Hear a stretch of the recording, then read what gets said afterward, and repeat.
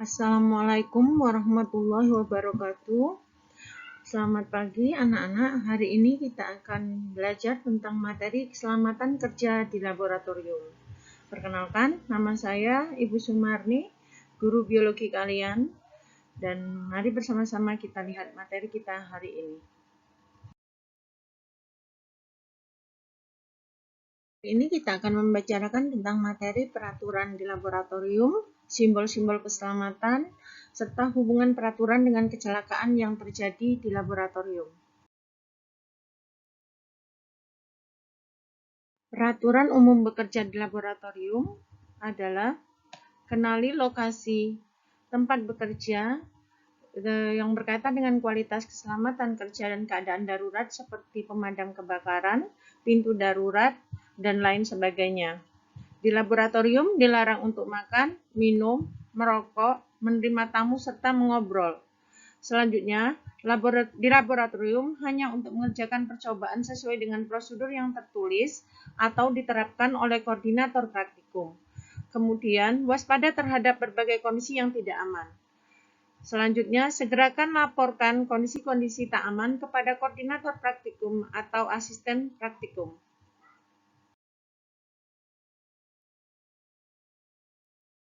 Peralatan keselamatan kerja pribadi yang berkaitan dengan pakaian yang sesuai untuk bekerja di laboratorium.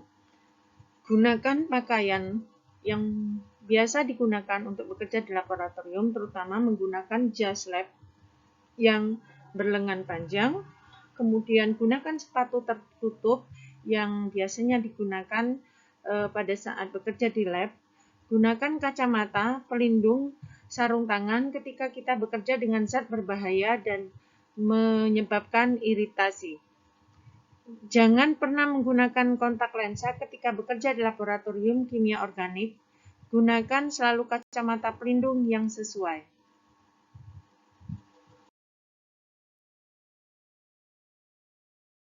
Yang perlu diperhatikan soal sepatu adalah sepatu yang terbuka dan berhak tinggi tidak boleh digunakan di laboratorium. Rambut harus ditata dengan baik dan dimasukkan ke dalam jas lab untuk menghindari kontak dengan zat-zat berbahaya, mesin yang bergerak, dan nyala api. Kemudian, selalu cuci tangan dan lengan Anda sebelum meninggalkan laboratorium.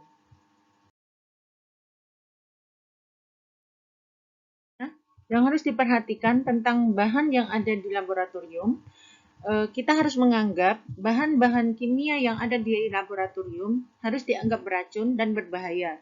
Sehingga jangan pernah makan atau minum di laboratorium. Cucilah tangan Anda setiap selesai melakukan praktikum atau pekerjaan di laboratorium.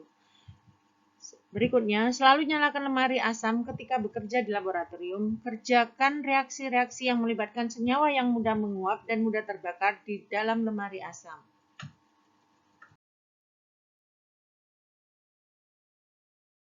Berkaitan dengan bahan kimia berbahaya, pada saat Anda terkena bahan kimia, sebaiknya Anda segera mencuci tangan Anda dengan sabun dan bilas dengan air yang banyak, kecuali ketika Anda terkena asam sulfat pekat dan beberapa bahan kimia yang memang tidak boleh terkena dengan air. Selanjutnya, zat kimia berikut yang sangat iritan kecuali di dalam konsentrasi encer adalah asam sulfat, asam nitrat, asam hidroklorida, asam asetat, dan larutan kalium hidroksida, serta natrium hidroksida. Berhati-hati pada saat bekerja dengan zat-zat tersebut.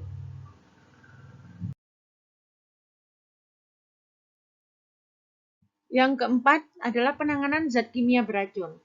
Pertama, Anda harus mengenali setiap zat kimia yang akan Anda gunakan selama dalam percobaan. Kenali dengan baik setiap zat yang akan digunakan. Kemudian, beri label regen dan sampel yang digunakan. Selanjutnya, simpan zat kimia di lokasi yang sesuai dan aman. 4. Jangan membuang zat kimia sembarangan.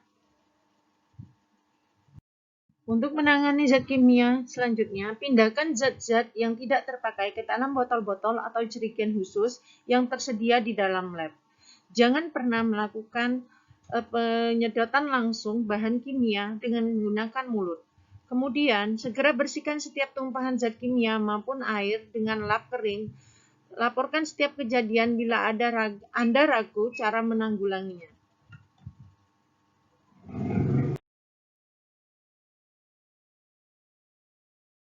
Pada saat terjadi kecelakaan di dalam laboratorium, sebaiknya Anda segera menghubungi guru atau petugas praktek yang ada di laboratorium. Kemudian, pada saat Anda lihat, perhatikan luka Anda terjadi serius, maka akan lebih baik Anda langsung menghubungi pihak medis.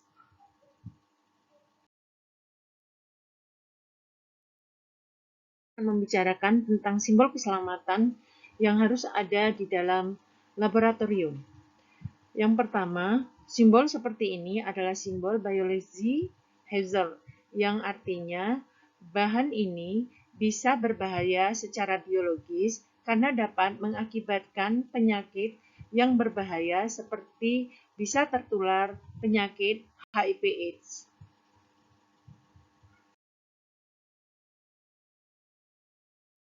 Simbol ini adalah simbol bahan beracun yang bisa berdampak kematian bagi orang yang terkena. Proses keracunannya bisa terjadi karena pernapasan atau kontak dengan kulit kita secara langsung.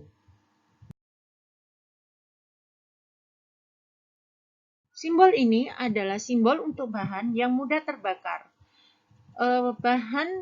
Bahan-bahan yang ada di lab itu untuk bahan yang mudah terbakar dibagi menjadi dua jenis, adalah extreme flammable dan highly flammable.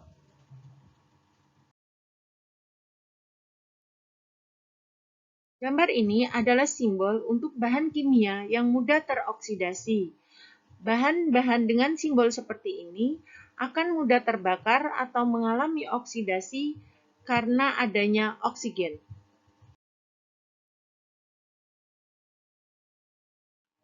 Ini adalah simbol bahan yang mudah meledak karena beberapa penyebab, misalnya benturan, gesekan, ataupun panas.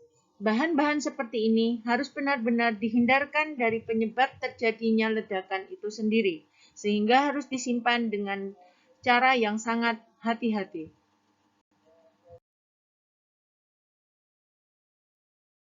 Sedangkan tanda silang ini adalah simbol untuk bahan yang mudah mengakibatkan iritasi kepada orang yang terkena, baik itu pada kulit, mulut, ataupun bagian tubuh lainnya.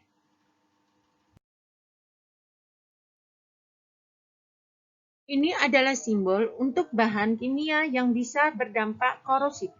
Biasanya bahan kimia yang bersifat korosif ini adalah bahan kimia yang pH-nya kurang dari 2 atau bahan kimia dengan pH yang lebih dari 11,5.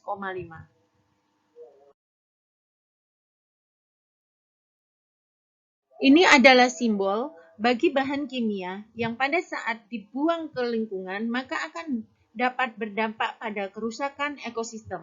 Hati-hati dalam menangani penggunaan bahan ini dan jangan pernah langsung dibuang ke ekosistem karena bisa berdampak buruk pada ekosistem yang ada.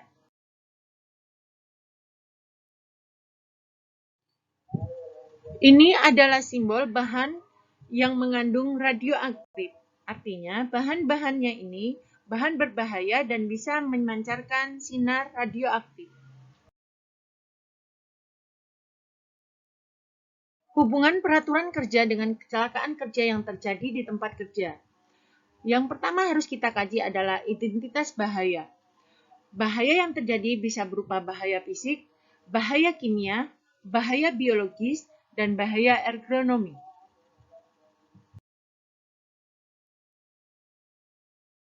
Kecelakaan yang biasa terjadi di dalam laboratorium biasanya adalah terpleset, kecelakaan karena tidak mengindahkan kaidah ergonomik pada saat mengangkat beban, ketiga, tertular bibit penyakit karena kesalahan dalam mengambil sampel darah, keempat, kebakaran pada saat menggunakan bahan yang mudah terbakar.